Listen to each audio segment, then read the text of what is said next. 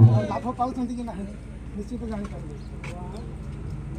ଆଉ ସେଥିପାଇଁ ସମସ୍ତଙ୍କୁ ଅନୁରୋଧ ଯେ ଆମେ ସମସ୍ତେ ଏକ ଅଭ୍ୟାସର ସୃଷ୍ଟି ଅନ୍ତର୍ଭୁକ୍ତ କରିବା ପାଇଁ ବର୍ତ୍ତମାନର କ'ଣ ଗଛର ଆବଶ୍ୟକତା ଅଛି। ଆଗ କାଳରେ ସବୁଆଡ଼େ ଜଙ୍ଗଲ ପରିପୂର୍ଣ୍ଣ ଥିଲା, ଗଛର ଆବଶ୍ୟକତା ନଥିଲା, କିନ୍ତୁ ବର୍ତ୍ତମାନ ଗଛ ଯଦି ନ ହେବ ତାହେଲେ ମଣିଷ ସଙ୍କଟାପନ୍ନ ହେବ।